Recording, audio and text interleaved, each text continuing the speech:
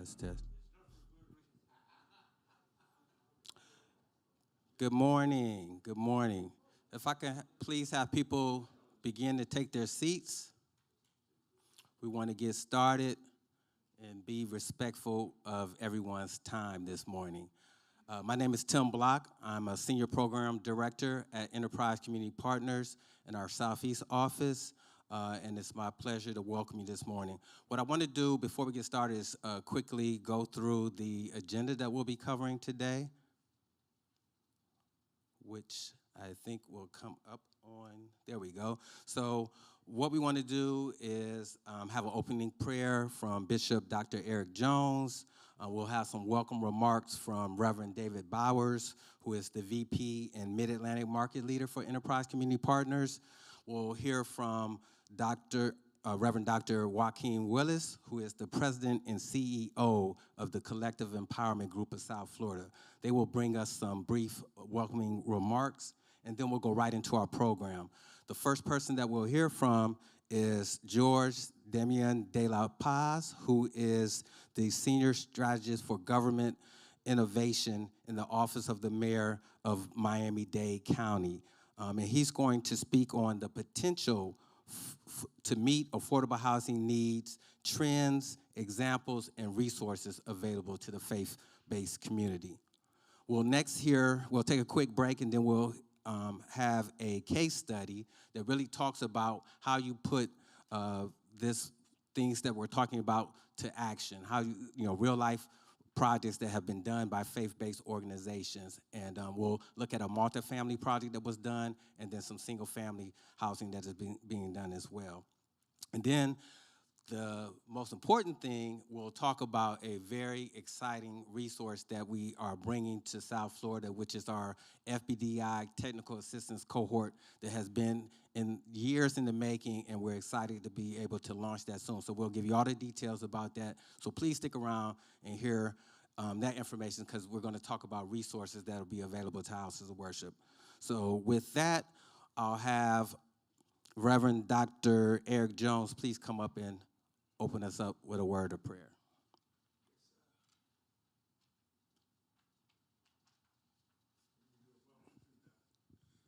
Welcome to. Good morning. Good to have you all here. We prayerfully hope that it's all beneficial for you sacrificing this time.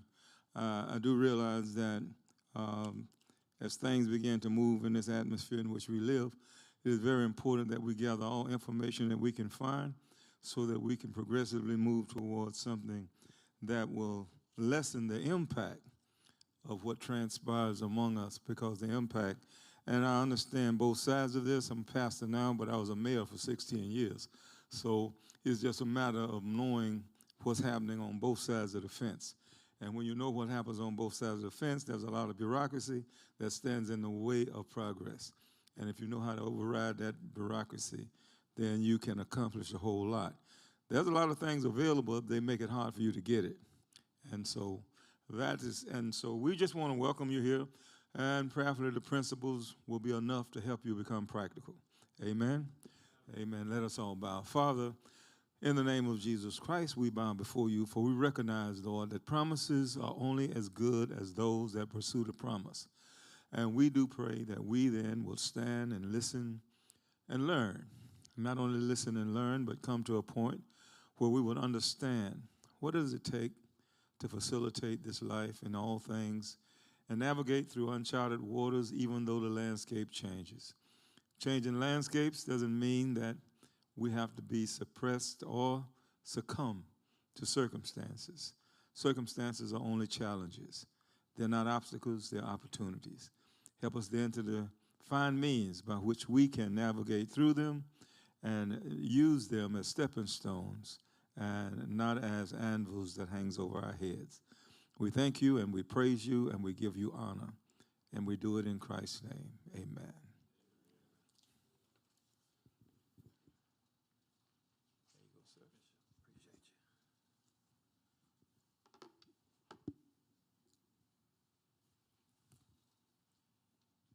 Thank you, Bishop Jones. Appreciate you, your hospitality for allowing us to be here today in this the place that you shepherd.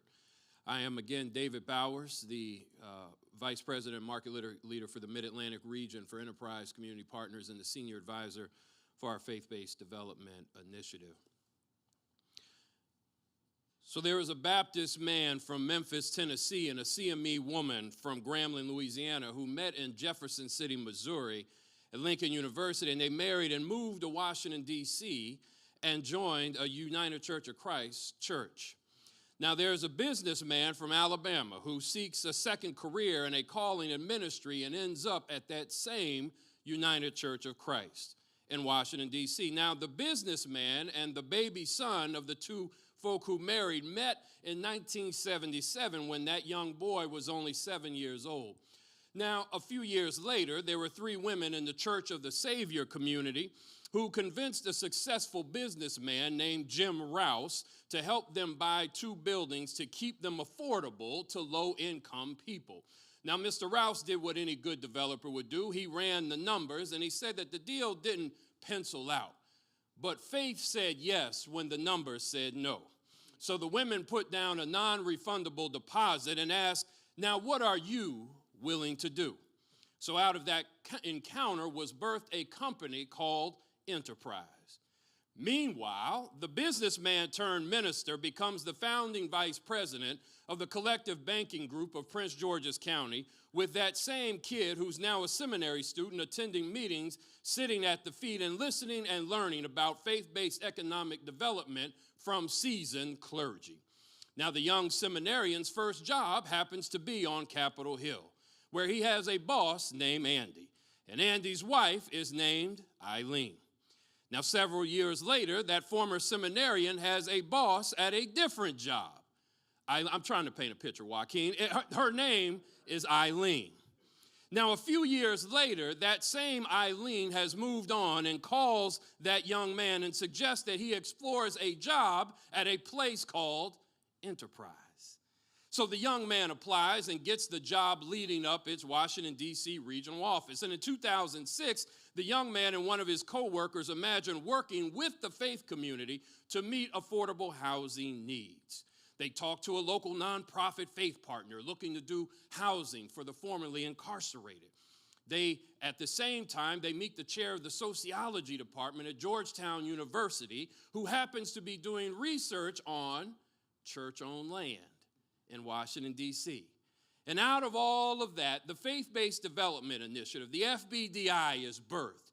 After more than a decade, it starts to expand with conversations in Atlanta and New York and Miami. Now, in Miami, in South Florida, the local partner is led by that same businessman from Alabama who turned minister, reconnecting with that same 7-year-old. I'm trying to paint a picture.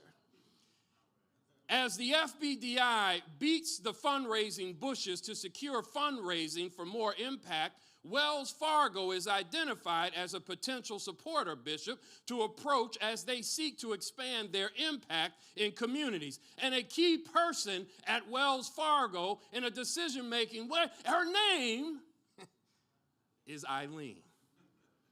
So applications are prepared and they are submitted and due diligence is done. And there are committees that have to review and you got to submit more things. And eventually 5-year funding. I said 5-year funding. And for any of us in the nonprofit world, know multi-year funding is very important. So 5-year funding is secured that allows the FBDI to expand its reach to go wider and deeper with additional training and consulting and grants.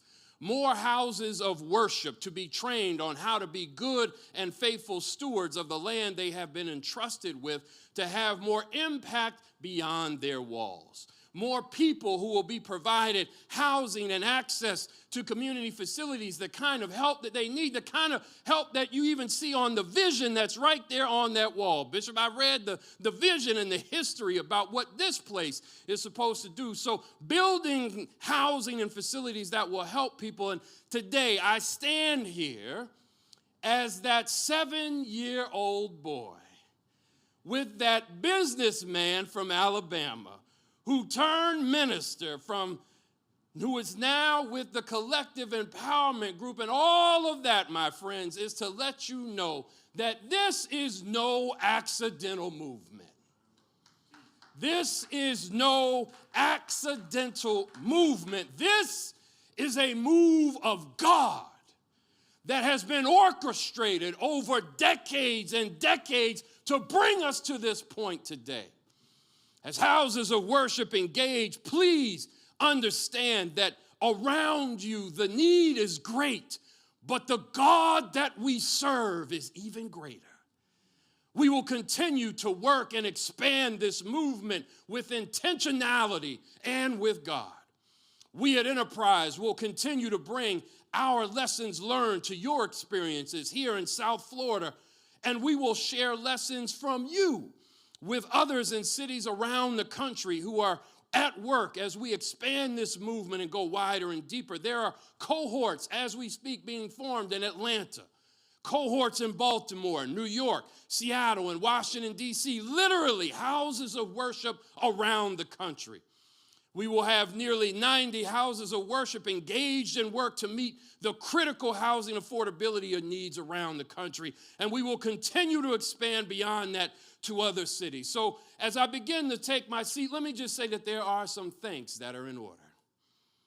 To the Wells Fargo Foundation for its support, for seeing the vision of what I call radical common sense and investing in it so that we could go nationally and so that we could go deeper with long-term commitment. That makes a difference.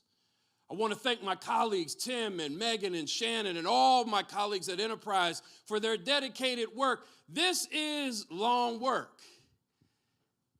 Deacon meetings, trustee meetings, connectional meetings, meetings before the meetings, the fellowship after the meetings, meetings at 10 o'clock on a Saturday morning, meetings at 9 o'clock on a Tuesday night. These ain't 9 to 5 meetings. So I thank my colleagues. But I want to thank the Collective Empowerment Group of South Florida for its leadership, its partnership, and its dedicated work. Thanks to all of you in the CEG. But I especially want to thank my daddy in ministry, Reverend Dr. Joaquin Willis, my brother and my friend, for his teaching and his mentorship, hear me, for 45 years. That is foundational to what we celebrate today. I give honor where it's due to the 3 women who birthed Enterprise. I always mention them. Go back to the founding DNA. This would not be happening if that little Bama boy from Alabama hadn't taken a 7-year-old kid under his wing and then said, come with me, boy, to these meetings with these other clergy who are trying to do development. I thank you, and I tell people all over the country. So understand, CEG of South Florida, this national movement is not accidental, and it's birthing. The seed was planted by one of your own. And finally, I thank God. I thank God in a church. I thank God in a church for a faith-based development initiative. I thank God for moving intentionally in so many marvelous ways, making connections to get us to this very moment of impact. So to every house of worship, every developer, every government official, George, every foundation, every bank that will get involved, every community member, be clear. There indeed is much work to do. But today we declare that with God's help, we're going to do it. Joaquin, I give the mic to you.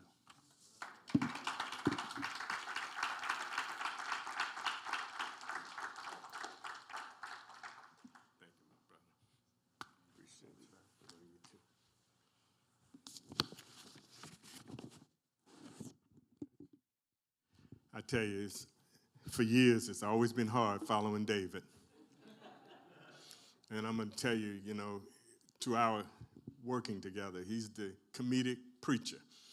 Pastors, I want to tell you that as I was called to Miami, one of my big hopes and prayers was that David would become the pastor of the church that we founded together. And he told me, he says, Doc, I don't want to pastor no church. So I want to help churches build housing. I want to help them do that. I was heartbroken, Theo. I mean, because we had worked together for 13 years trying to build that congregation. And I'll have to say this as I'm segueing into this thing, that we have been blessed to move from a school into a facility that was paid for, debt-free. 11 acres of land behind it. My vision was to build housing, and I tried twice to get 202s, failed. I honestly tell everybody that David's success is because he watched me fail so many times, and he's done a great job. But what I really want to say first is I want to thank God for you being here today, for understanding the importance of this. I'm humbled by the fact that David would be the one to speak before me about this, but as he said, I've been passionate about this for a long time.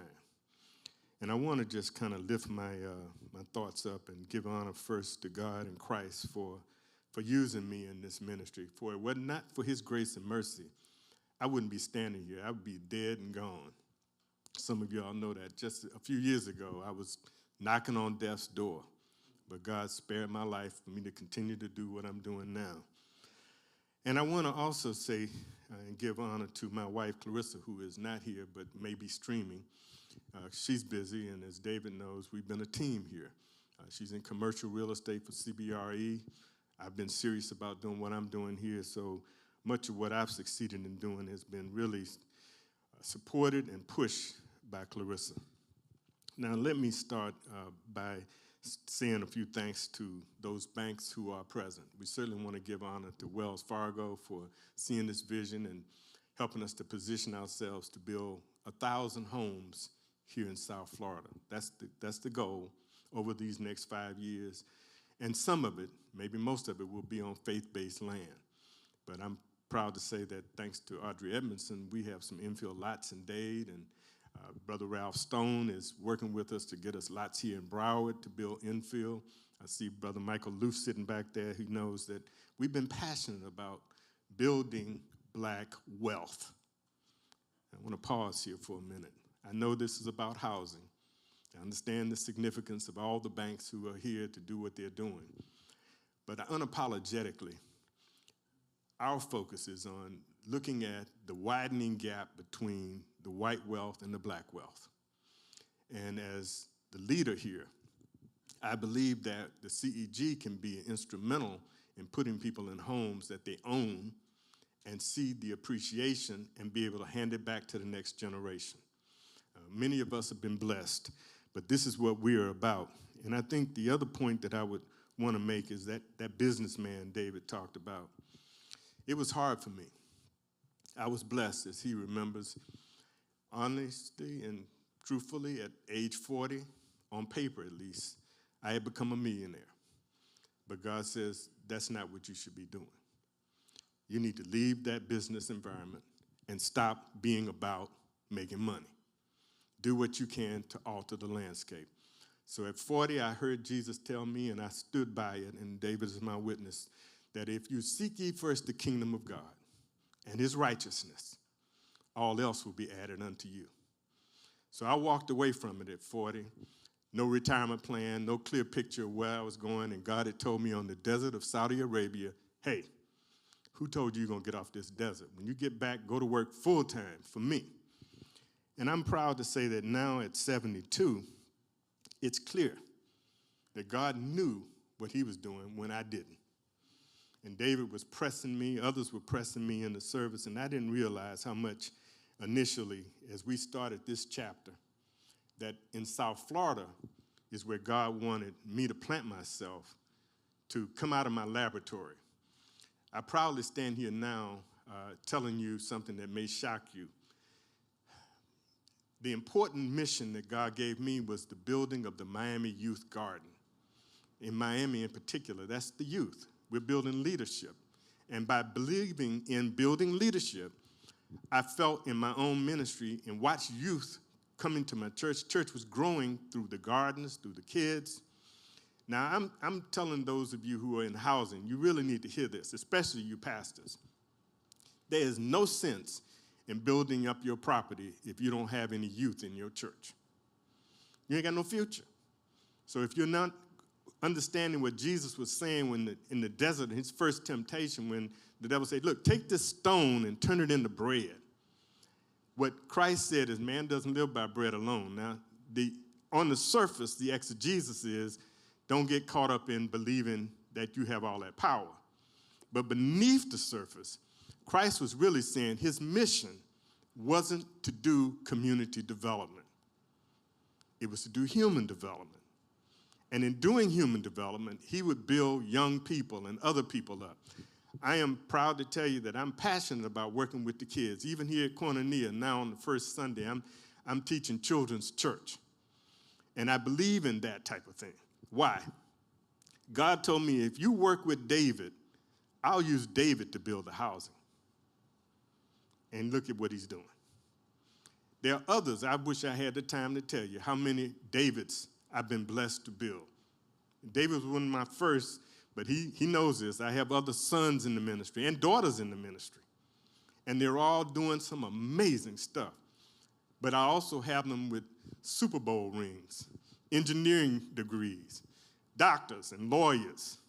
And they're changing the world. Believe me, my focus was on developing them so they could be clear about what they had to do in their lives. And I'm just as committed here. Koinonia is exemplary. It's a gold star church in the CEG standard. We're going to be hearing from Pastor Alfonso Jackson Sr., who's sitting quietly and humbly back there, and his vision and what God has done in his ministry. I'm honored to see my sister sitting here, Pastor Carol Nash Lester of Bethel Apostolic, and the land that they have and what they're going to be developing. Sweet Home is present in the house, and Sweet Home has done some amazing things and got more to do down south. New Covenant should be joining us. Faith Community Baptist Church was the first to sign up, and Pastor Richard Dunn, who is at the school board right now, couldn't be here, but he may pop in and out of this place. He has land that we're looking to develop. That's just some of the churches. What is amazing is how God is moving us. And I'll tell you now as I get ready to take my seat. I was moved 20 years ago, and as I got here, Jeffrey Kennedy came down from Harlem to talk to the Miami-Dade community about the Harlem Children's Zone. And of course, when I heard he was coming, I went running on over there because youth are my passion. And when he told his story, 20 years later, that out of his Harlem Children's Zone, 99% of the youth that had gone through his program went to college and graduated. He said his only regret was that he looked back 20 years later, and when the city of New York came to him and said, look, why don't you take some of these brownstones and fix them up? He said no. He didn't realize then, as he came to know 20 years later, he wished he had, because he built up all those young people to go to college, get degrees, get educated, but now they can't afford to come back to Harlem. $1 million brownstones. And God dropped this bombshell on me and said, look, Audrey Edmondson is talking to you about land. You need to take that land. You need to develop those housing.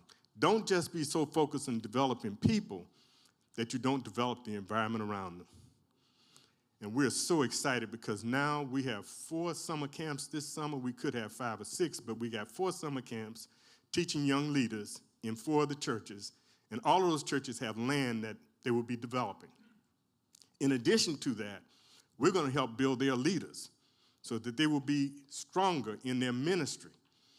Going a step further, we are trying now to coordinate an inner city urban food attack. It's a food desert. So these churches will have gardens.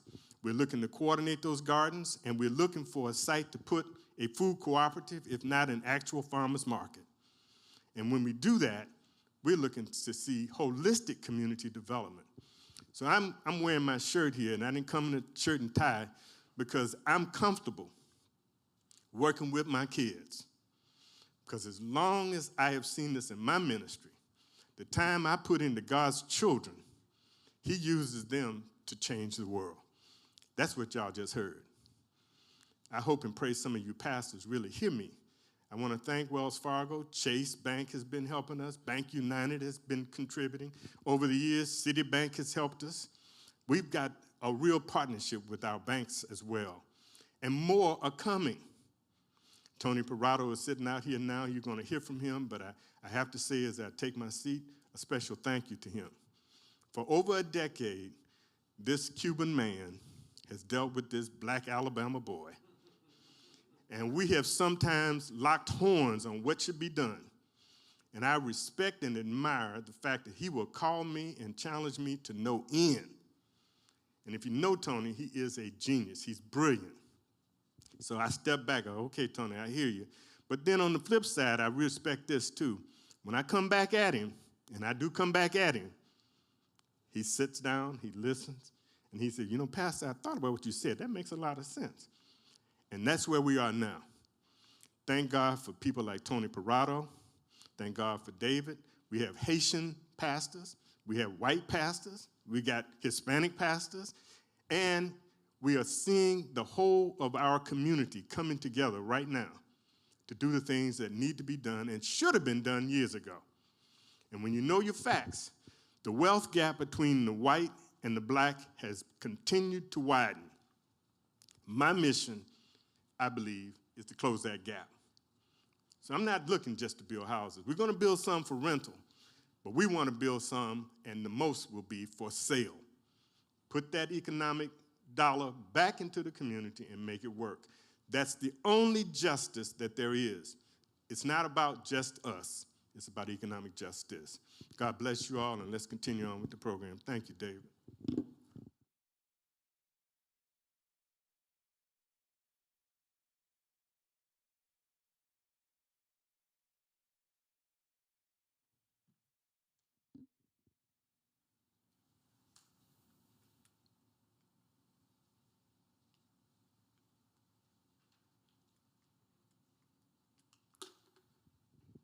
Good morning. My name is George Damien de la Paz, and I'm with the Office of Mayor Daniela Levine Cava. Thank you, Pastor Willis, for the introduction. I also want to thank Enterprise Community Partners and Collective Empowerment Group for this convening, as well as the panelists and the participants for their time. A few weeks ago, my boss, Mayor Daniela Levine Cava, declared a local state of emergency over rising housing costs. For years, Miami has consistently ranked as one of the least affordable metropolitan areas in the country. This trend has only worsened due to the pandemic. To meet our growing need, the county must form new, creative partnerships to build more affordable units even faster.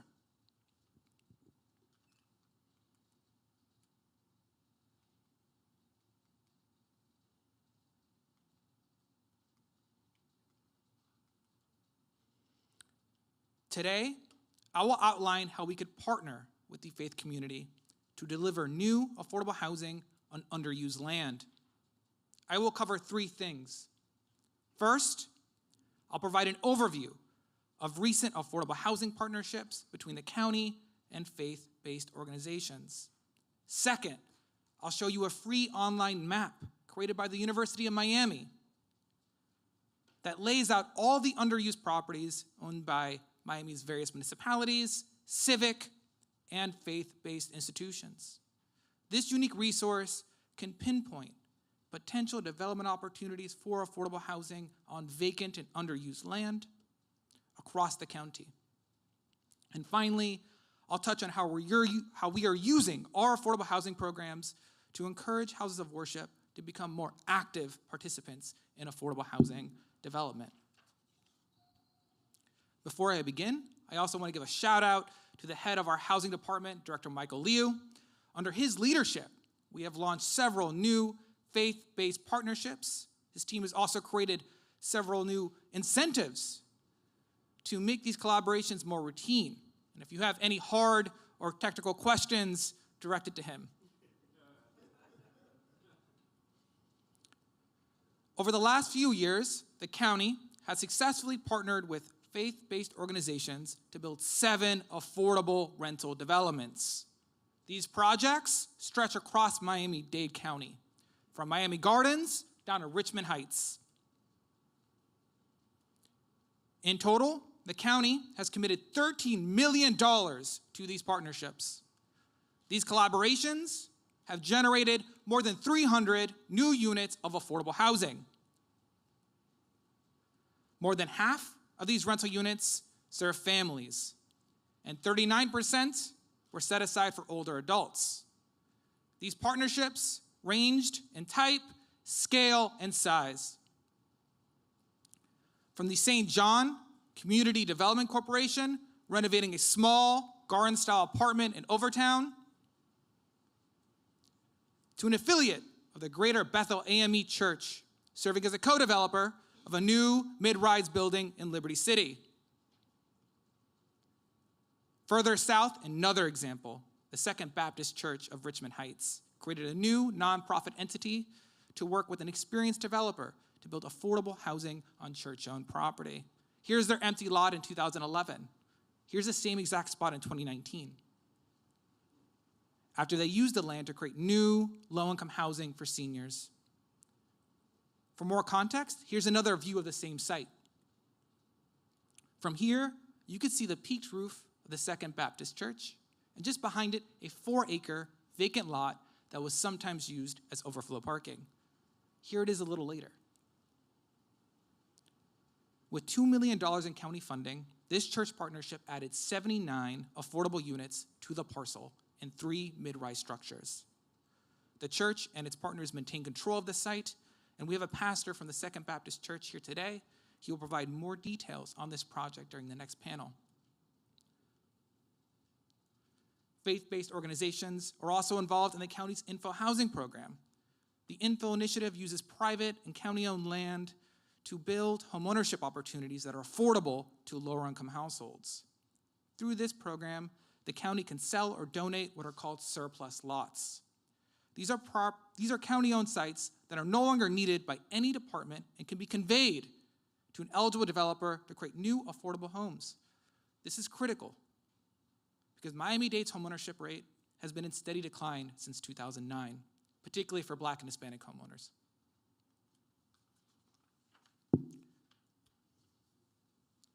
This map shows that there are more than 60-plus affordable homes in the process of being built by faith-based developers, including Habitat for Humanity, Mount Sinai Community Development Corporation, and Collective Empowerment Group.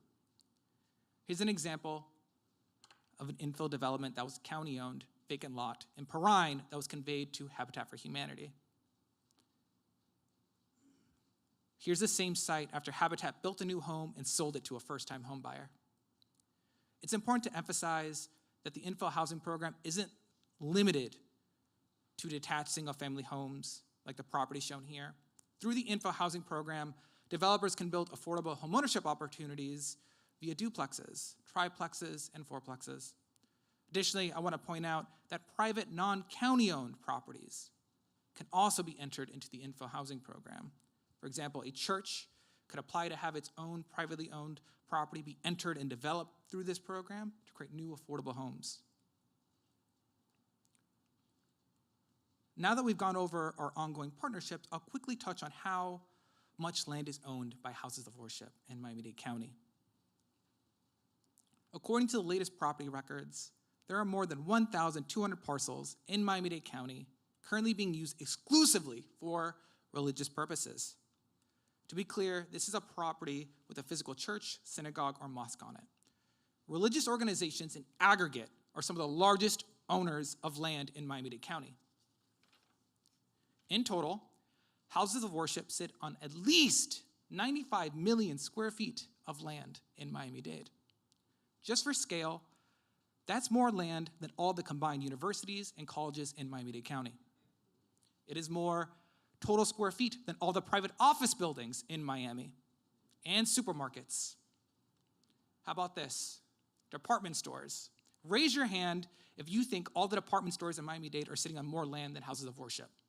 And before you do, think about this. That includes all the Walmarts, Targets, and Macy's in Miami, as well as massive malls like Dadeland Mall, Aventura Mall, and Dolphin Mall. Any takers? No? It's houses of worship. Department stores only own 94 million square feet of land. Final pop question. Miami International Airport, extremely land intensive. It is one of the biggest airports in the country. You could actually see it from space. Who thinks Miami International Airport has a larger lot size than all the faith-based groups?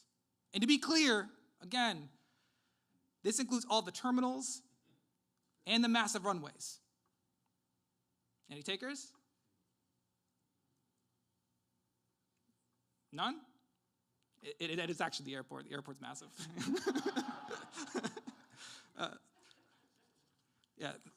MIA's combined land mass exceeds Miami-Dade County's churches by a significant amount. I also want to emphasize that the 95 million square feet of religious land is an undercount, so that it only includes the tax-exempted properties. That estimate does not include other types of non-exempted, faith-based owned properties like vacant land or parking lots that would be suitable for new housing.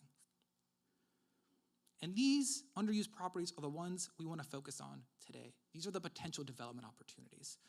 We could actually pinpoint those sites using a free resource created by the University of Miami. Their land tool is a free online map that helps planners, builders, and advocates identify potential development opportunities for affordable housing on underused land.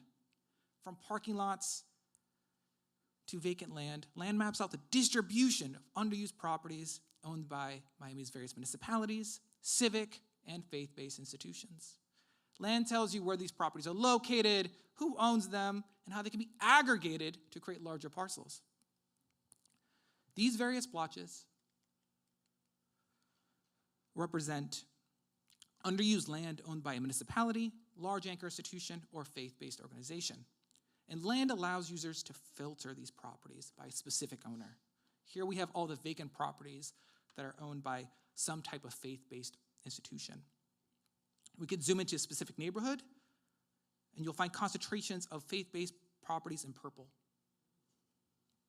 In all, faith-based organizations own around 700 lots that are either vacant or a parking space in Miami-Dade County.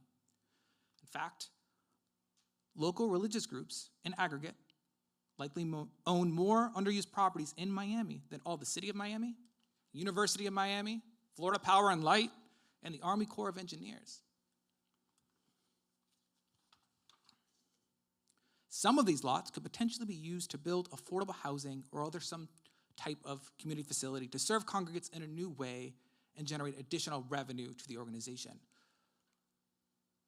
Users can click on any of these lots to get a drill down of that specific property, including the address, zip code, folio number, and lot size.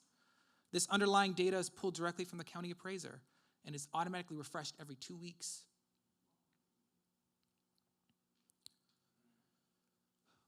With land, users can easily identify concentrations of vacant institutional and local government-owned land abutting each other, like this example in Liberty City. Here we have 2 religious-owned properties in purple. The Jewish Community Center of Fort Lauderdale owns both of these vacant properties along Northwest 18th Avenue. One of land's most unique features is a calculator function that allows users to model various acquisition scenarios. The calculator can add up the combined lot size and assess value of multiple properties. Previously, this calculation will require inputting property data in a multi-row spreadsheet. With land, users can now have the ability to do the same calculation within just a few clicks. These lots, owned by the Jewish Community Center of Fort Lauderdale, make up 2,800 square feet in potential development, if aggregated. Additionally, using this tool, we have found various instances where there's vacant house of worship land abutting surplus county-owned property, shown here in light blue. If the county parcels combined, the land capacity for these 2 sites would grow to 4,200 square feet. We found similar patterns of vacant church-owned land abutting county-owned surplus properties in other parts of Miami. A few blocks north is the Church of God in Christ. The purple parcel is a 4,000 square foot vacant lot used by the church for parking. Abutting the property is 2 county surplus lots, which, if assembled, could double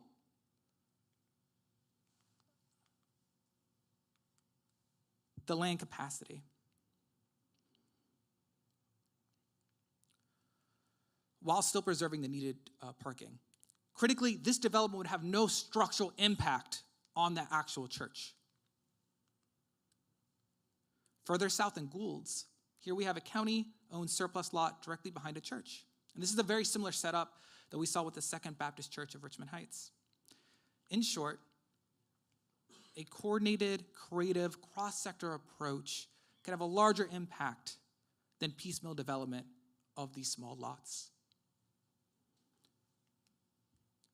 The tool also features the ability to overlay zoning and commission districts to assist with land use planning. The land tool could be a helpful resource for the FBDI cohort in terms of site planning. The last item I'll walk through is what funding Miami-Dade County has made available to encourage these types of partnerships. Every year, Miami-Dade County puts out $20 million in gap funding for affordable rental housing through a competitive application process called a Request for Application, or RFA. This application process is how the 7 affordable rental developments I spoke about earlier secured funding. In order to encourage more faith-based partnerships, our housing department has set aside $3 million just for faith-based partners, groups. This set-aside is a brand new feature of our application process and has never been done before. It was pioneered by our housing department. For the purposes of this application, faith-based organizations are defined broadly. Additionally, the county set aside $2 million for innovative affordable housing projects. This set-aside explicitly references building affordable housing on, quote, non-traditional development spaces like land owned by education organizations or religious institutions, end quote. We also have millions of dollars in affordable homeownership programs through our local surtax program. Like the Info Housing Program, homeownership activities in this, within surtax are not limited to detached single-family homes. The surtax program allows builders to create homeownership opportunities on scarce land through townhomes, duplexes, triplexes, fourplexes, and condos. To make housing in desirable locations cheaper and greener, we have to use less land per home. By encouraging homeownership and multifamily construction over detached single-family homes, we'd be able to do that. Stacking vertically even in low and mid-rise structures could substantially lower the per unit cost of each home due to the economics of land value. And I know Tony Prado at the Collective Empowerment Group is already in the process of looking at this. How can we build affordable condo developments to increase community wealth for families? I also want to say that we know these applications can be daunting. And we are taking steps to make this process easier. The applications are now fully online. The homeownership applications will soon be on a rolling basis. And we have additional preference points for nonprofit developments and religious groups. In our last application cycle, over half the applicants that were successful were nonprofits. And our housing department also has an entire team ready to address questions. Finally, last April, the mayor also co-hosted a roundtable focused on the topic of affordable housing in the faith community. This roundtable featured a discussion with staff and housing practitioners, including the mayor, Director Liu, Collective Empowerment Group, Second Baptist Church, among various others. And after this roundtable, we received significant interest from faith-based groups and developers and lenders on how to build these partnerships. To close out, here's a URL to the land tool in our housing department, along with my contact information. Thank you all.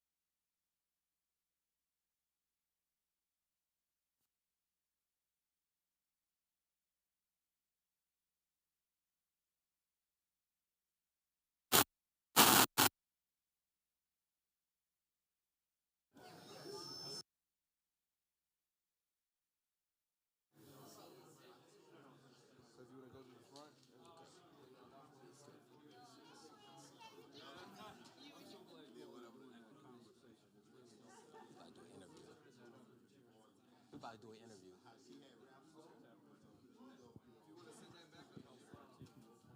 Hey, George, before you start, can you wait 1 second real quick? I want to have a feed in it. Real quick, everyone, I think the mic was off. I think you heard me, but just for the people who are watching live, we're taking a quick break. We're going to resume at 11 o'clock and start our case study. Please use this time to, if you're in person, to network, and we'll start right back promptly at 11 o'clock. Thank you.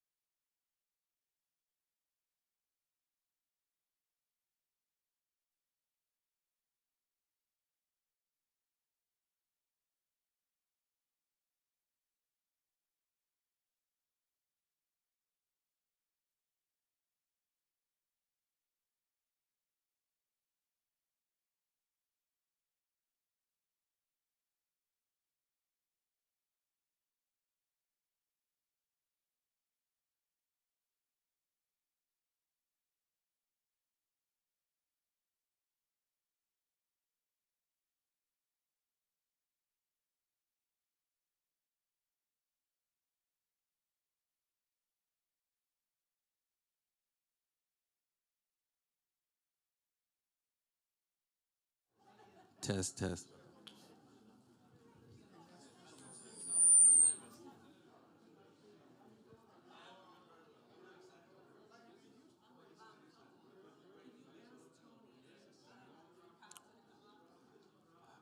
Ladies and gentlemen, we're ready to resume our program. If I could have Tony Prado and Reverend Jackson please come up.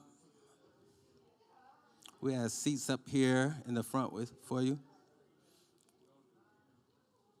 If people can begin taking their seats, thank you.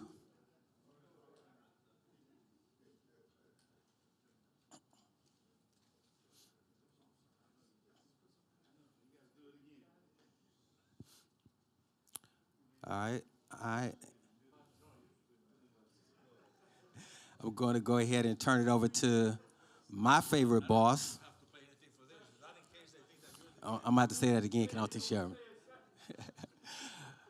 I'm going to go ahead and turn it over to my favorite boss, Megan Shannon Vukovic, who is going to lead our case study looking at some successful affordable housing projects done by faith-based organizations. Thank you. Thank you, Tim. Good morning, everyone. As Tim mentioned, I'm Megan Vukovic. I'm the Vice President Market Leader for Enterprise Community Partners here in the Southeast. And I just want to thank everybody for being here today. Such an important topic. Affordable housing right now is a shared priority across the country, and finding solutions and activating church-owned land is one solution forward. So thank you for being here today. So in today's session, we're looking to review with you two faith-based housing development experiences. Today we have with us Reverend Dr. Alfonso Jackson, Senior Pastor of Second Baptist Church, who's developed a multifamily senior housing project, of which you saw a few photos and information on that George just presented.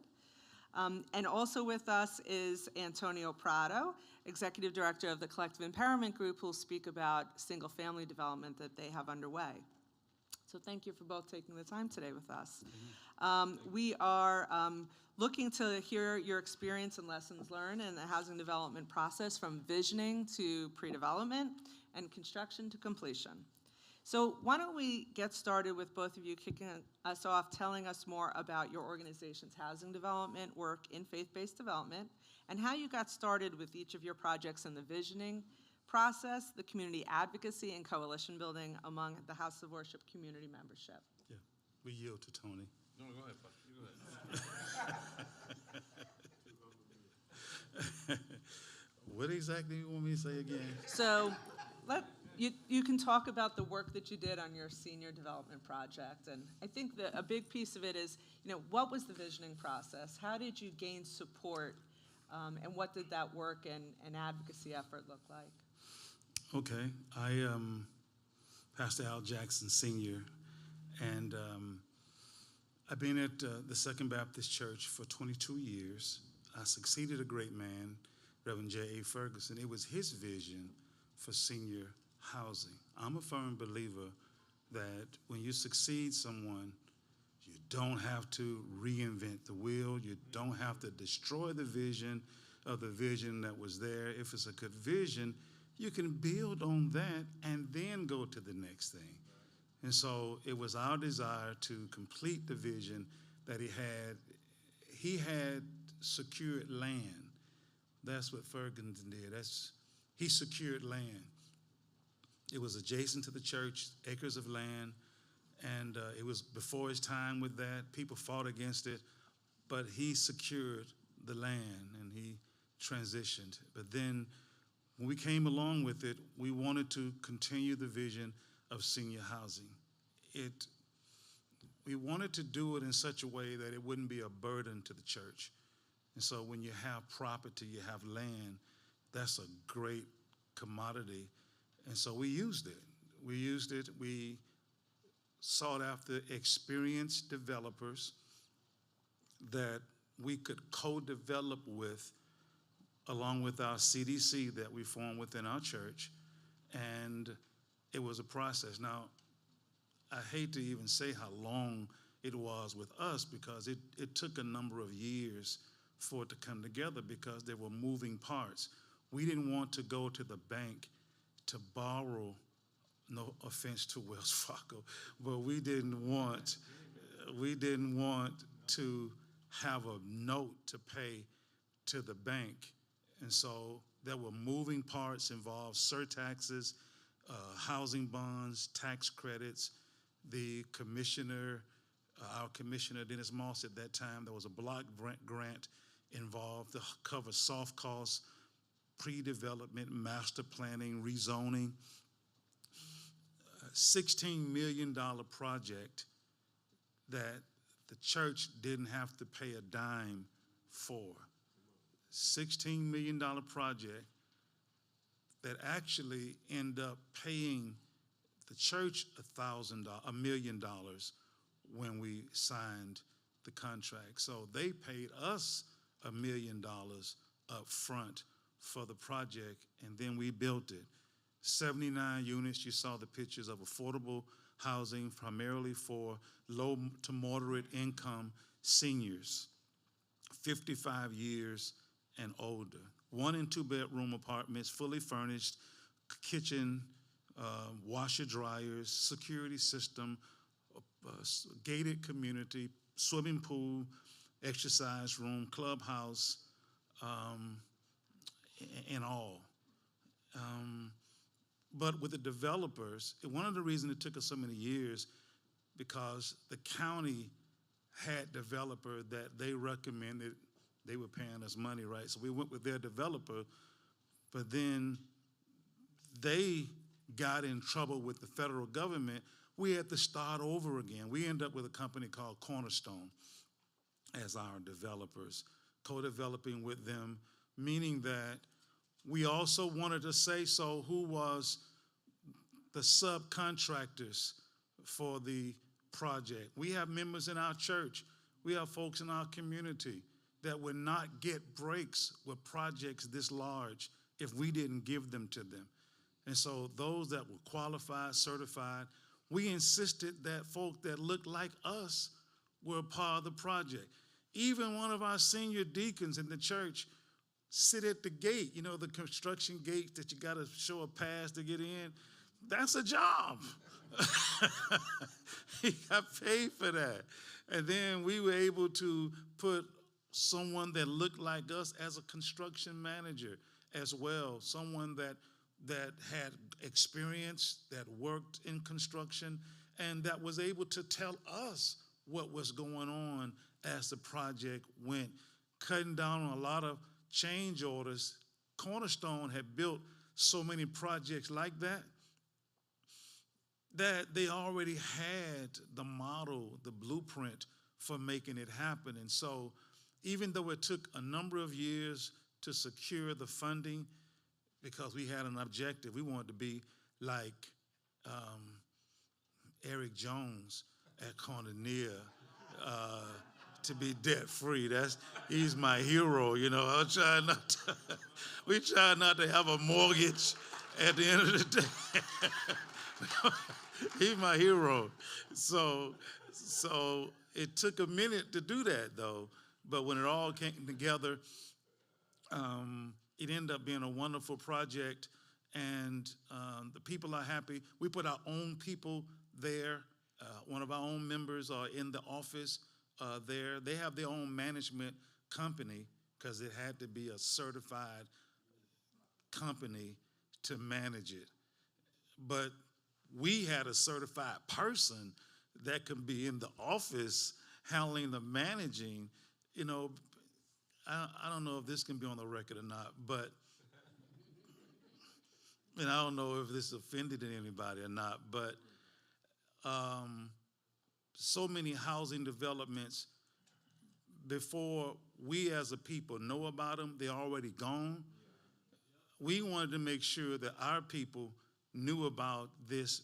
We had to advertise it publicly because you're dealing with public monies, but we made sure that everybody in not just Second Baptist, but in the community that wanted to live in those apartments, they had first choice at it before we even advertised the list. I hope that doesn't sound too whatever, but it was important that we had residents in there that reflected what the community is sitting in the heart of a community, our community. And so, so it only took a year and a half to build it.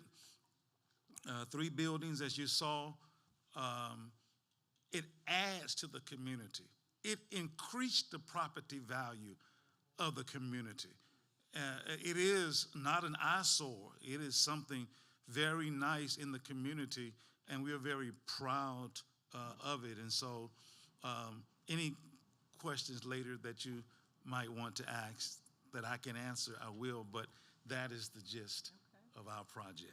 Fantastic. I have a follow-up question. Okay. Just as putting my former affordable housing developer hat on, I do know how long it takes to build from day one to opening. Just curious to know, how long was it from day one to opening? I hated to say that, but it took us 10 years to do it. That discourages so many people.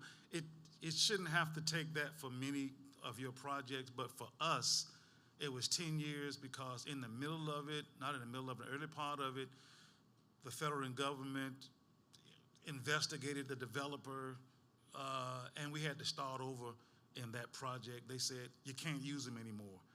And new guy comes in, doesn't want to use the old guy's plans, and it kind of throws you back with it. But it took us 10 years to get, and they didn't want you to start building it until you, like Eric Jones, he builds in stages, he builds in stages, this is a stage, this is the, but with this project, this kind of project, they wanted the monies in place. When they did what they did, only 2 projects were approved to go forward, Second Baptist and Jesus People Ministry. At that time, Isaiah Williams. And Isaiah Williams and I were down at the county commissioner together, and they approved our 2 projects because we were making progress, and they captured money from other projects to give in the project that are actually doing something. They'll take money from someone else's that's still talking about it. And so it took us that long, but it was worth it at the end of the day. Yeah, affordable housing can take a long time. It's hard work, but in the end, you now have a debt-free project that's serving families in your community. So in the end, it worked out for. Yeah, and lastly, there's a turnkey element involved with this as well. We are co-developers now, meaning that, and they didn't want to do this, they didn't want to give us anything from the return because they built it without any money from us, and they gave us the $1 million.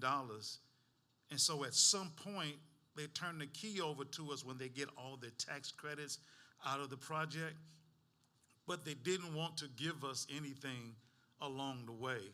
But we had lawyers, we had people that said, no, we want to be in part. So we don't get what we're going to get from it right now, but every month we get some of the returns also from the units themselves. But at some point, they give the keys, and we manage our own entity, and that is how that works. That's fantastic.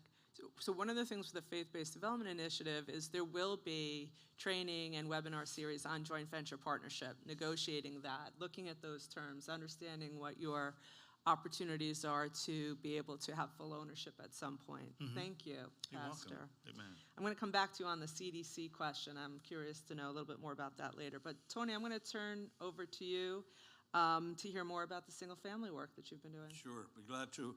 And I must confess that after listening to Pastor Jackson, and now I am convinced that after I've been a real estate developer for 40 years, but when I grew up, I want to be like Pastor Jackson and Pastor Jones.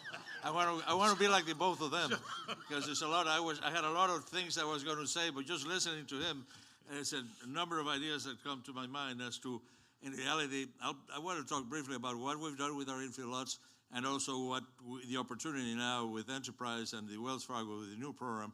And we are extremely grateful because we couldn't be here. I couldn't be here talking at this table without the support of Enterprise and with the support of Wells Fargo, who Wells Fargo has been supporting us for years. when we were really a tiny organization just learning to walk, and Wells Fargo was there for us, so we're very grateful for that. But I must tell you that we decided to acquire lots. We were one of the bidders for the Liberty Square, the biggest public housing redevelopment in Miami-Dade County ever. I think that was the oldest public housing project in the nation. And to my surprise, because I thought we were never going to make the cut, we came in third among 6 bidders. I was even surprised by that. So we had our experiment playing in the big leagues. Pastor says that we learned a lot from it. I think we spent 2 years of blood, tears, and sweat, and we just did it. We walk away with nothing after that. He says we learned a lot of experience. But perhaps because of that, and this is Pastor's idea, that Commissioner Audrey Amos, almost as a consolation prize, she sponsored our getting 26 infill lots. We acquired 26 infill lots from Miami-Dade County. Because I had developed and built close to 600 homes in Miami, I thought it was going to be a slam dunk. So I must tell you that this past 5 or 6 years, I've gotten to eat more humble pie than I've ever thought that I would, ever. I'm an expert in eating humble pie because I had to throw away just about what I thought that I knew. I had to start from the beginning. One of the things that I have learned, and one of the things that we can offer, and I will jump from the infill lots to the faith-based program. The one thing that we offer to the pastors that may approach us, and we're already working with several, it's not real estate expertise. I've got plenty of real estate expertise, but real estate expertise in South Florida is a dime a dozen. There's a lot of people that have more expertise than I have. What we sell is trust. We understand, Pastor Willis, Lisa, who's here, Bernard, we understand what a church is like, the difficulties in running a church, particularly a black church. And we can, if the pastors and the congregation will trust us, that we will help and navigate the waters that Pastor Jackson just described. So it won't take you 10 years to do it. So that we apply our expertise to be able to get the best deal for the church, a deal that is realistic. We are not going to do sometimes what politicians do to tell the church what they want to hear. We're going to tell them what I think they need to hear. What is realistic, what can be financed, what can be built, what will make sense in the marketplace and still meet the needs of the church, of the community. That is what we bring to the table to offer, and this is what makes us unique, I think. And we're ready to do. And then on top of that, I must tell you, particularly the experience going back to the infill lots, we have 4 single-family homes under construction, 1 duplex home also under construction, 2 of them almost finished. I think it was David or someone that mentioned bureaucratic difficulties, or George de la Paz at the beginning. We're running into some bureaucratic pushback from the commissioner's office, so we hope to resolve that and to get these homes built. But we've been able to partner with 4 different builder-developer, turnkey builder-developer partners in this program, to empower them to acquire experience. 2 of them are Hispanic, 2 others were African Americans. These are smaller developers. You see, particularly in Miami, you see a lot of big cranes. You see a lot of big projects being done, but you don't see many small projects like was the case 30, 40 years ago, precisely because of what we are going to bring to the table through the Enterprise and Wells Fargo program. The small players don't have the money, the pre-development costs that you need to be able to package a deal to the point that is ready to be looked at by financing sources. And this is one of the reasons why you don't see small projects. But what I have learned probably the most, and I think what we offer to the churches and the pastors in building this infill lots so far, is being the smallest affordable housing developer. It's almost mathematically impossible to be smaller than what the CEG is today, yet today, as a developer. We're very, very small. And in the process of being small and struggling to try to get these homes and these first buyers to move into their homes, I have learned, you may see, Pastor Joshua was telling about his success in getting people that look like him to be able to work and to live there in the project. Well, I must tell you, I have learned in these past 4 to 5 years, although I may look on the outside as white and Cuban, but I have learned what it is to be black and poor in Miami. And I know how it is that. And I know what it is to be disrespected, to be ignored, to be walked over, and we're taking measures to be able to align ourselves I've been also had another pro bono job this past 4 years. I've been incredibly helpful. I'm an adjunct faculty member at University of Miami School of Law, where I help teach, help the professors teach the master's degree programs in real estate property development. And I've connected now with movers and shakers that you couldn't believe. People that 2-3 years ago wouldn't even give me the time of day. Now we have resources to come and to have 800-pound gorillas in our corner, because without that, people are just going to walk all over us. That's been my experience 3 or 4 years. It's been frustrating. It's been a learning experience, but we have learned a lot. We have learned a lot, and we're ready to use this new initiative of Enterprise and Wells Fargo to help these churches, all of these people, all of these homeowners. We believe in home ownership. Last thing that I tell you, I have a business partner, and I'm helping him sell a buildable site, a great site, a few blocks south of the Jackson Memorial Hospital complex, 200 feet away from a major metro rail station, a great site. The reason that is unique, this site, because I was doing research in the area. Across the street is full of Habitat homes. Habitat homes that I helped to build as a volunteer. I was 15 years on the board of Habitat in 3 different time periods. And those homes are there in an area that at that time was really gritty, just 25 years ago. Now, in the same block where I'm trying to sell a site for $2 million to build 42 affordable units in there, in the same block on the other side of the street, a Habitat home, one of the original homes that I helped build, is now just sold for land value for $900,000. Wow. This is why we're committed to home ownership, because that family, that black family that was poor 25 years ago, they ain't going to be poor anymore. Their descendants are going to be financially independent, and then no one is going to be able to walk all over them. And this is why we are committed every time that we have an opportunity to produce home ownership for low-income blacks, particularly blacks. We will give it to anybody that has low income, but unfortunately, since the majority of that demographic is going to be black populations, we're hoping to do that. And Adelma, thank you for being here, because we're hoping, with your help and the help of your boss, we're hoping to do the same thing in Broward and bring affordable homeownership, new concepts. We have in the works a project for 54 condominium micro units in the heart of Brownsville, something that even for us, we're the tiniest guy in town, and yet we're coming with the most innovative, cutting-edge idea. We hope to do that. And if you think that sounds crazy, some of the things that are happening today, 10 years ago, they sounded like science fiction. And I dare you, I will say something to you that will sound heretic, but I'm convinced that we're going to see it. Just like we are going to see condominium micro units, and people are going to have to live. In order to own and build family wealth, they're going to have to get used to living in smaller spaces. We are going to see condominium co-living spaces. A condominium co-living unit is like a college dorm in which people are going to own either their bedroom alone or their bedroom plus a bath. And the rest of the apartment is going to be common areas, owned in common, like you do in a condominium. That sounds crazy, and whoever owns that little piece of ground, will own equity in that little unit. And I hope that eventually that will be even portable, like a Section 8 voucher, and you can walk away with it. That will be your certificate of ownership, and you will eventually trade up, and you can start buying and being homeowner since you're a young person. You think that sounds crazy? You remember, you heard it here. You heard it here first. I'm going to be too old. I may not see it yet. We're going to try to do it. If we do the condominium micro units, the next thing we're going to try to find a place where we'll even push the envelope further down, because the future for homeownership, both in Dade and in Broward, has to be higher densities and smaller units, a combination of both. Yep. The single, I love the Habitat model. Habitat home is a highly subsidized Cadillac. It's not realistic to expect that our low-income populations are all going to be able to win the lottery and live in a highly subsidized Cadillac. We have to get them used to live in Chevys, but own their Chevys, because otherwise they're going to have to ride the bus.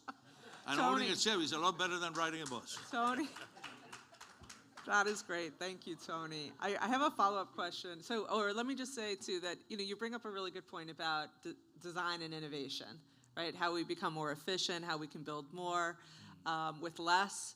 Part of our work during the Faith-Based Development Initiative is to bring what's happening across the country, to help share and learn and have peer exchanges on what others are doing around housing innovation. So thank you for elevating that. We'll make sure that that's weaved into the program for sure. Right. We're starting to see other things like, with a single family, there's also ADU, assisted dwelling units, and then with the assisted dwelling unit is a suite guest. Like, we're starting to see designs like this on very small lots, so we'll definitely bring that forward. I do have a follow-up for you. Sure.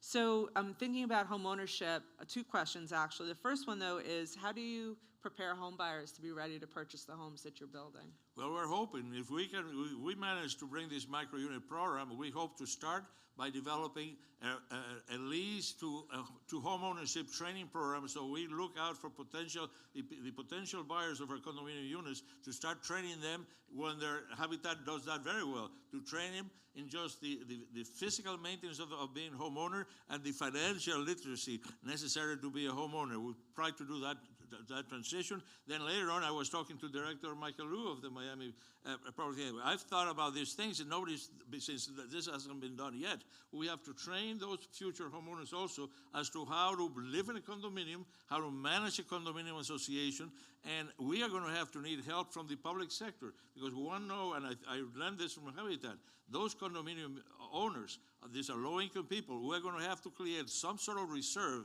that if people, once they become condominium owners, they get in financial difficulty, that they don't miss out on their payment of their monthly association fees, and they don't get a lien on their unit because of that, so that the public sector will be ideal to create some sort of reserve, so we have some backup fund. So when people get, and if they do get into trouble, there's going to be a backup for them. So it's a huge amount of new work that will have to be done. It's something that has never been done before. But we're convinced that is going to be the future for low-income homeowners. Again, the Habitat house is just not realistic. There's not enough land. There's not enough money to subsidize some of those Habitat houses. And I helped the ones in Caribbean, not far away from where you did your project there in Caribbean Palms. Because at one time when I was in Pacific National Bank, we financed the builders there. I mean, those units that Habitat builds there are better than the house that I live in. I've lived in the same house for 50 years. Some of those houses are better than the house that I live in. Is that possible for everybody that is low income? No, that is not going to be. The numbers are just not going to work. Right, multiple solutions are definitely part of the agenda, right? And Habitat is one of them. The It's work great. we're doing is another. The work that Pastor Jackson has been doing is another. So another question that I have for you, which is really important, the lots that CEG has been working with are small, right? So you have a few homes that you've initially launched out of the 26 lots and Right. more to come. How do you find co-developers that are willing to come in on such small transactions at this point?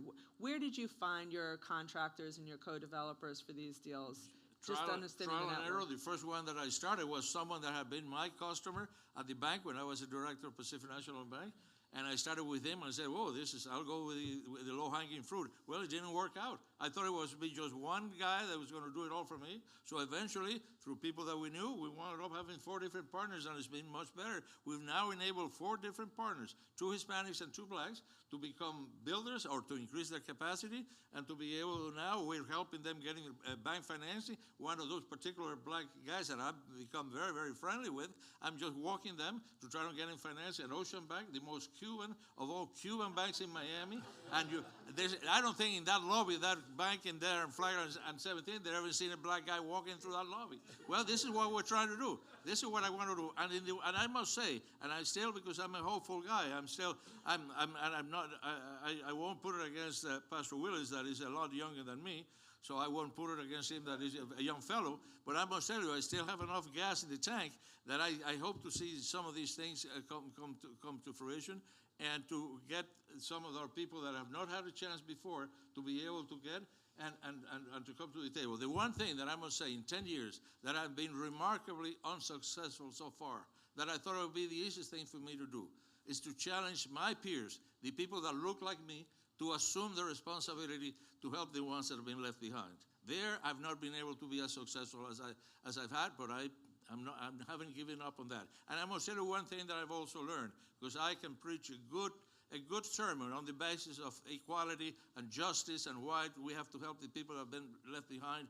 But you know, that's uphill preaching. It's very uphill talk. So I found that even though I won't compromise my principles, I accompany now my pitch by something that is a lot more universal: self-interest. A rising tide lifts all boats. How could it profit you that the pockets in our community that are crime infested, people that have been left behind, that are not contributing to the economy, you help them become consumers, your business will prosper. So believe me, I know how to pitch myself. I know, and I try not to make things more difficult than they are already. Thank you, Tony. Thank you. I'm going to come back to Pastor Jackson regarding the CDC. Okay. So you did mention about starting a CDC, and was curious to understand what led to that. Was it that had you already secured the site and you needed to build that capacity, or did you start the CDC as you were looking to secure a site? What drove the start initiating the CDC? When Hurricane Andrew hit in '92, it left a part of our learning center in ruins, and the learning center was overinsured. The church was underinsured, and they ended up using the funds from the learning center to, of course, rebuild the church. And so when I got there in 2000, it was in ruins. The county had matching funds, $200,000, $300,000 matching fund, that if you matched it, you know, they'd give it to you. But it might as well have been $3 million if you don't have 300, you know. But so there are two things. We had to make sure that we come up with the 300, but they weren't giving it to churches. You know, you had to have another entity, a 501 that they would give it to. People are not giving churches money, free money like that. And so that is when the CDC was developed as a result of that. And they gave the money to the CDC, and then the CDC built the Learning Center. And so having that in place already positioned us for what else was to come.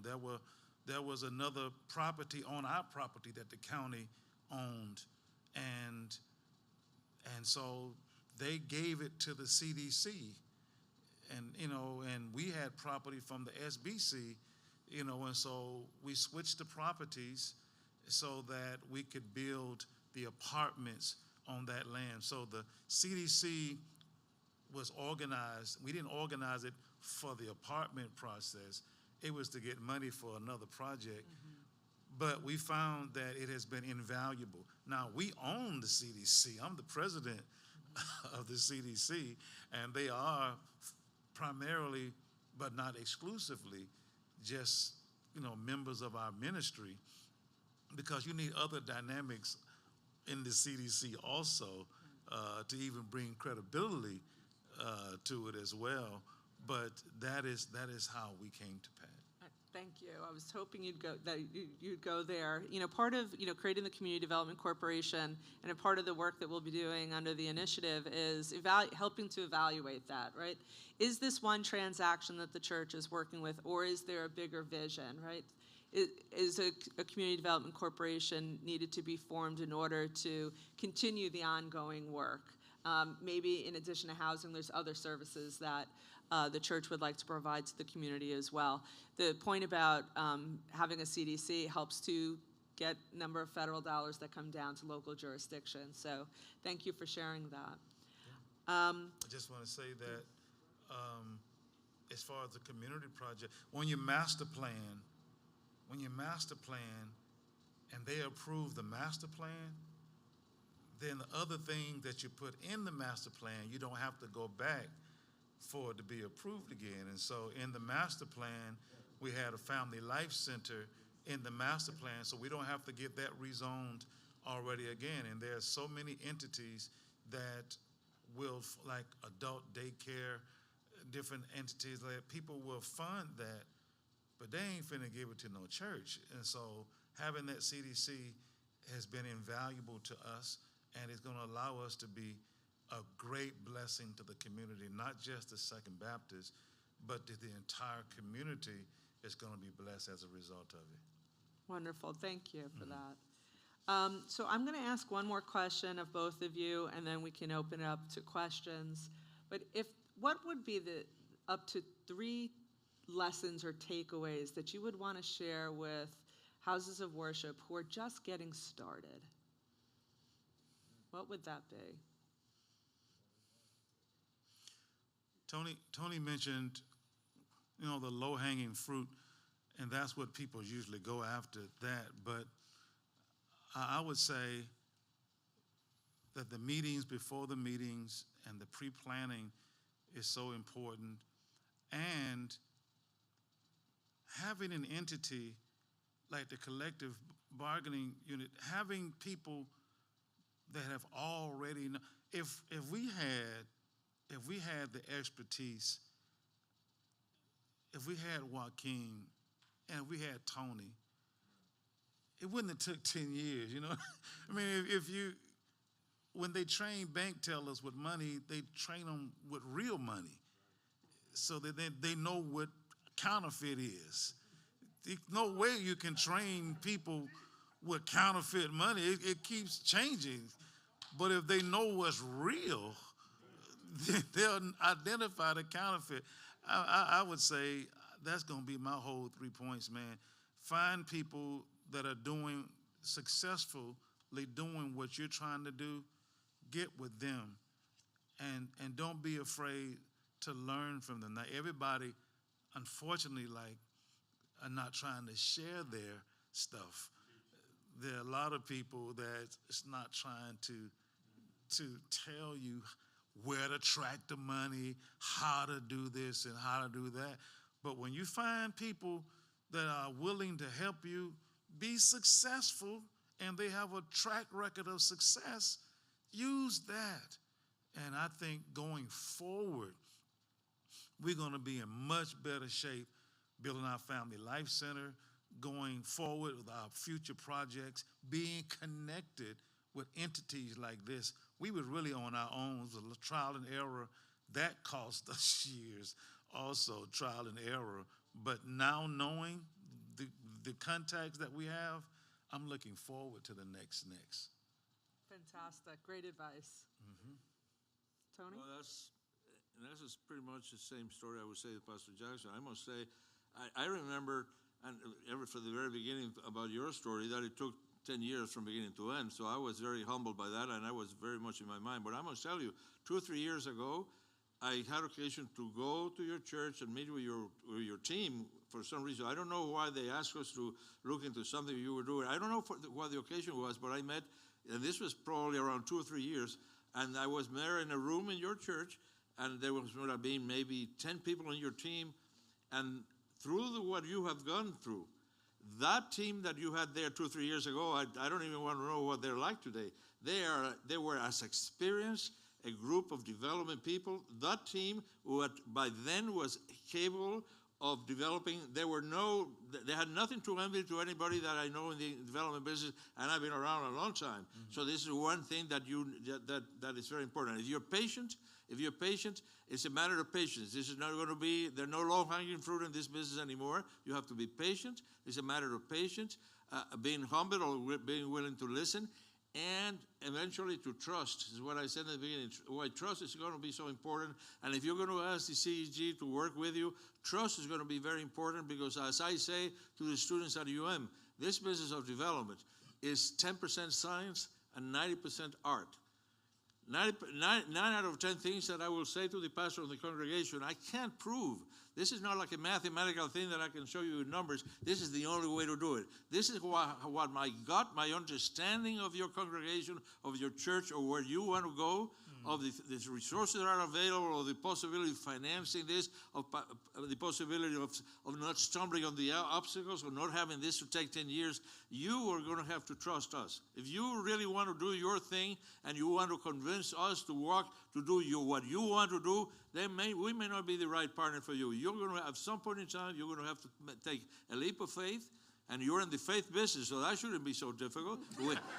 But we have to earn your trust. So the trust has to be earned. I mean, you're not just going to. So we'll have to have many meetings, many conversations. I've been humbled, particularly by Pastor Carl Nash Lesser here. We were privileged to be invited to participate in a Zoom meeting with her board of trustees.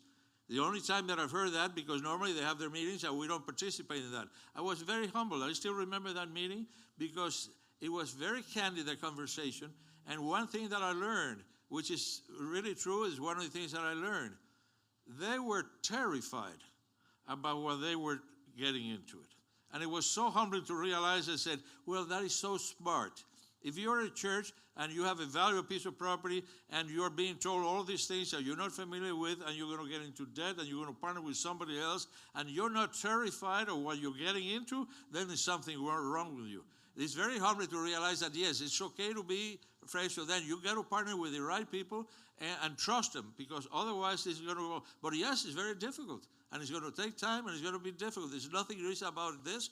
And I didn't have a chance to tell to the PhD director, Michael Liu, because I think that the one things that we haven't seen in Miami, I don't know if they do it in Broward, when they say the new thing in vote now is P3s, public-private partnerships, where the government partners with a major developer and they do a project. And that works well. I think that in places like, and George talked about all of the vacant land that is available. You know, the problem is there's a lot of vacant land.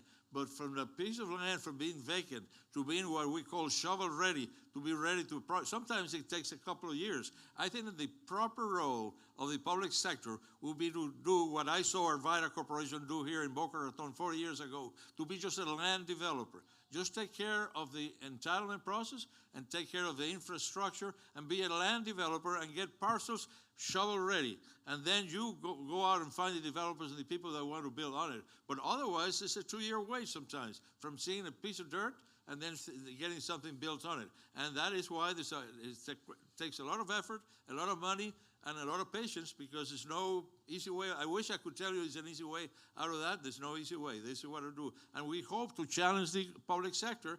You know, I'm a big private sector guy. My background is from the private sector. But we have to also make sure that the public sector becomes more efficient, more trustworthy, because we don't manage. There's a lot of now cynicism and people that don't think that the government can do anything. And yeah, government is not very good at many things. But unless we gain the average citizen's trust in public service and public service, we're not going anywhere. We cannot just do it ourselves alone. Thank you, Tony. I think the two takeaways I'm hearing is experience and trust, which I think is huge, right? Especially when we're committed to this work over a long period of time. And trusting your gut, I think in my 30 years in doing this is very key. And on the public policy side, you know, that's also something that when the cohorts, the faith-based development cohorts come together, an opportunity to get in front of public partners and talk about the challenges and barriers that have prevented from more efficient systems. So we can look at that as well. I'm going to open it up to questions. I just want to make a comment before you open it, and I want to make sure I say thank you to both of you for being here. But what Tony stopped just short of saying, I want to just make sure we add it. What we've also learned is that these deals move at the speed of trust. Let me say that again. They move at the speed of trust. To that end, I'm excited to say Faith Community Baptist has signed an agreement with us already. But that's because Pastor Dunn was also, like you, a founding member of this board. And his mother and some of my members knew each other, so, and just like David, all these things move at the speed of trust. And I wanted to throw that in because I think this is critical now. That's why we think building trust is so important, because nothing's going to happen without it. And to the extent you can dig in, then you can begin to move and save 10 years worth of time. Amen. Thank you.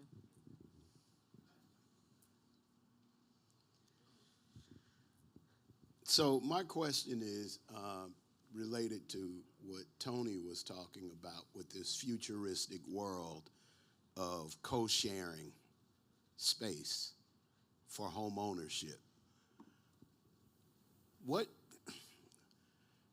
So that's good for young kids coming out of college, right? But when you start having a family,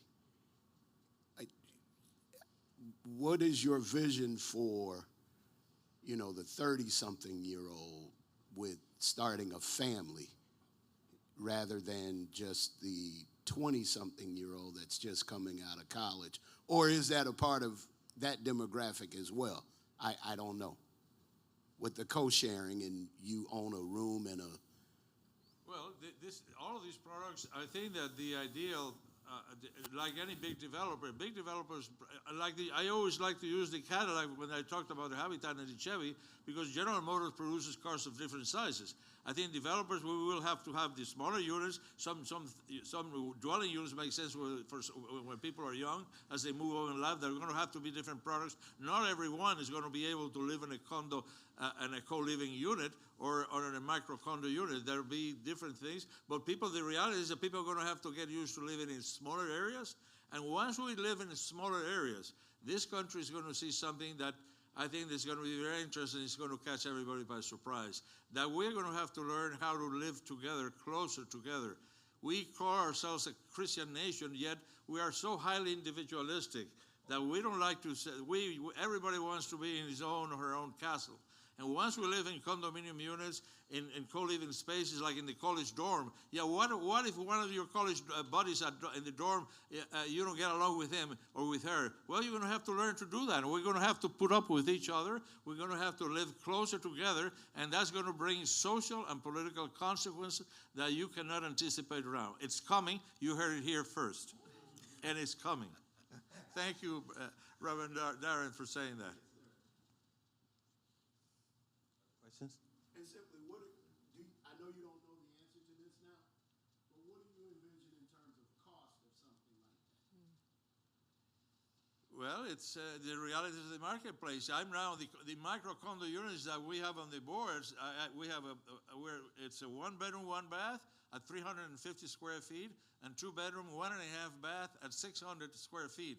And I'm at the conceptual stage, just doing value engineering of the pro forma, because if my numbers don't work, you know what? I have to shrink the units and make it even smaller.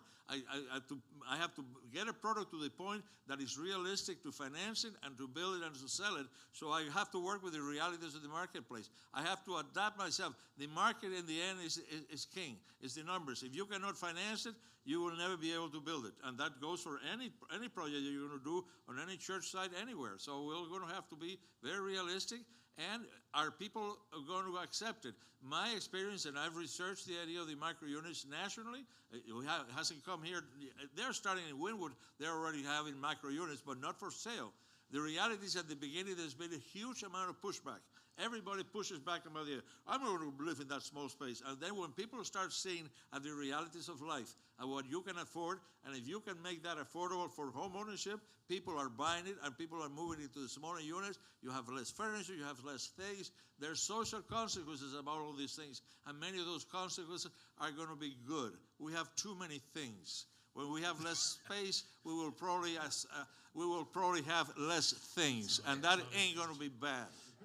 Tony is preaching about things. I think there's a difference between low-income housing and affordable housing. And some of the residents in our unit, they complain about the cost that tends to be adjusted as time goes, but it's not low income. It is affordable. And now you're talking about the marketplace, and try moving someplace else and staying for that. Where are you going to go and get what you're getting for that price? And so people, they don't want to pay, but they want to stay someplace very nice. Affordable. And then that's dependent on your income. They're not going to allow people to stay there that can afford to live someplace else. The idea is to try to give people an opportunity to have a very nice quality of life at an affordable price. But even affordable may not be affordable to everybody. Then you have to look at something else. But you almost get to the point that you get what you pay for. You know, we've seen models, something called pad split, where now folks are actually co-living in an apartment, renting a room. So they're sharing common areas. And that seems to be gaining traction around hospitality industries and communities. Again, we'll share that information because they are now working with developers of land to see how they might incorporate that into their models as well. And let me add something, because this is an important point in terms of what we're going to see. Reverend Daniel Woods asked about this. I heard this objection at the UN by a professor, a guy with a lot of experience, and he said this co-living thing can go beyond a certain time, because once you go, this works when you're in a family unit. You can share a house when you're in a family unit, but beyond the ties of blood, this won't happen. And I thought in my mind, we were in an university environment. Think about the ties that hold people together in fraternities and sororities. There's a different type of tie.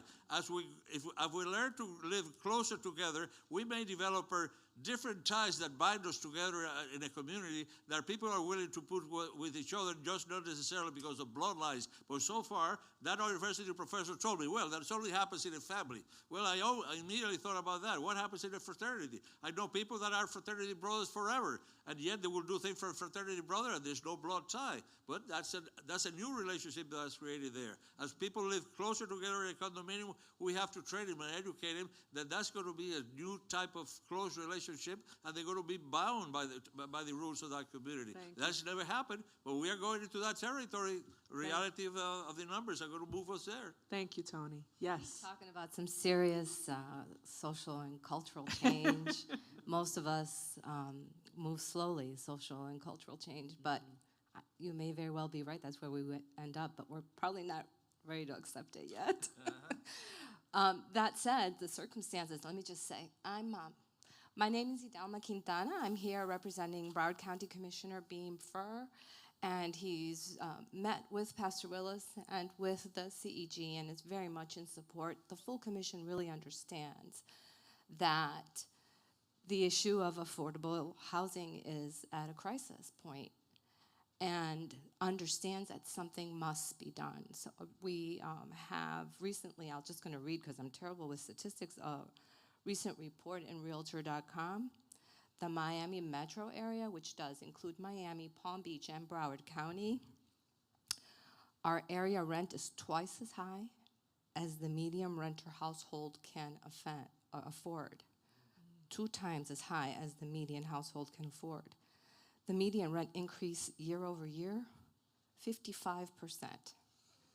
People's rent has gone up 55%. Median rent now is almost $3,000, $2,929. And the maximum affordable rent at current household income is $1,476. That's a big difference between what people can actually afford to pay and what they're being asked to pay.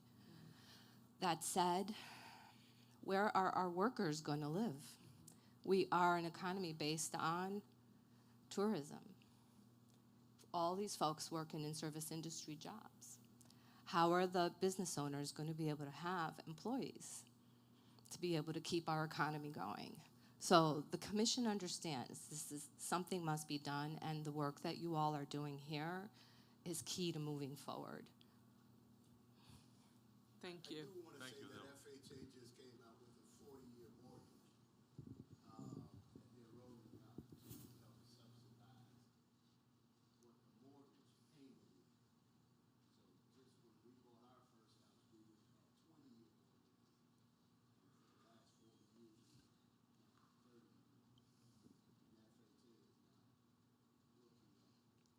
30 years. And FHA is now looking at 40 years. God, looking at 40-year mortgages now. So that 40-year mortgages. help reduce the monthly payment of affordable housing. So You ain't gonna never own that house. That's an important point you just added, but I want to add the other piece of this, Darren, to your question. As a 72-year-old, I think that this co-living thing will be very attractive to aging families and aging people. Number one, you're on a fixed income and being able to share that cost and having some common services.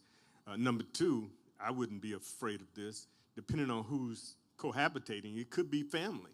Could be somebody in your family who is doing all of that, but maybe it's someone who's just a caretaker and a caregiver. So this opens up a lot of opportunities, especially for boomers, because this is where we are right now. And I think this is so critical. I'm so glad that we're having this discussion. Of course, I wish more people were here, but here's the thing that I think is critical. If you're here, you already have heard the clarion call. You know this is a crisis. All hands should be on deck. And to me, this type of approach that Tony has been outlining, and he didn't mention this, but I'm kind of adding to his presentation, that 52 or 56 unit building in Brownsville, that's on a transit-oriented corridor, 3 or 4 blocks from the train. So it's not only a micro housing unit that could grow in value, and as Tony also pointed out, if you look at the Habitat for Humanity house that he gave a good example, selling for $1 million, nobody's going to be mad with you when you buy a micro unit and it's selling for $500,000. Because you know, it's either, like you said, you got something or you don't. And I think this is an inevitable in South Florida. So I'm not afraid to work with him. I think he's got a good vision on this. But you're right. Culturally, we may be fighting it, but those who are fighting it will be the ones who, in my fearful state, will be homeless. Yeah, and let me add something to the 40-year mortgage. If the only way for some people to buy is to have a 40-year mortgage, that may be something else, another tool to have in the toolkit, but that's not ideal because in a 40-year mortgage, the amount of capital that you're amortizing every month that you go by is very, very small. Better than a 40-year mortgage is to make the smaller units smaller in price and more affordable, so you have to borrow less. That's a lot better, that is more helpful than stretching out the payment terms.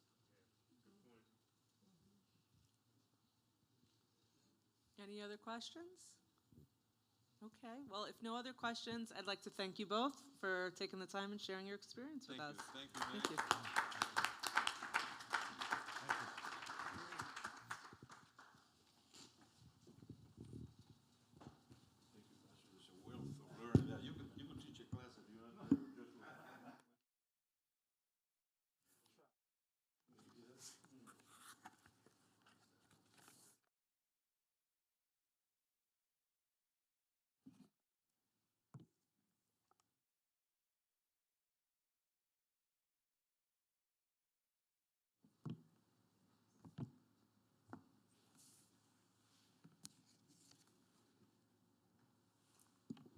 See if that'll stay, if I can see it.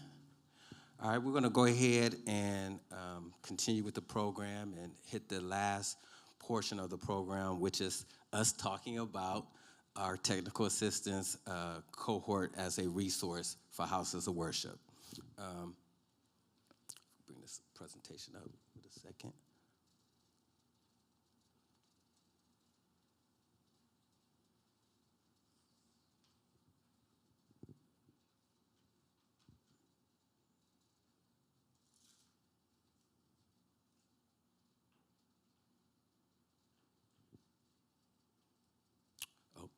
My computer died, I'm sorry.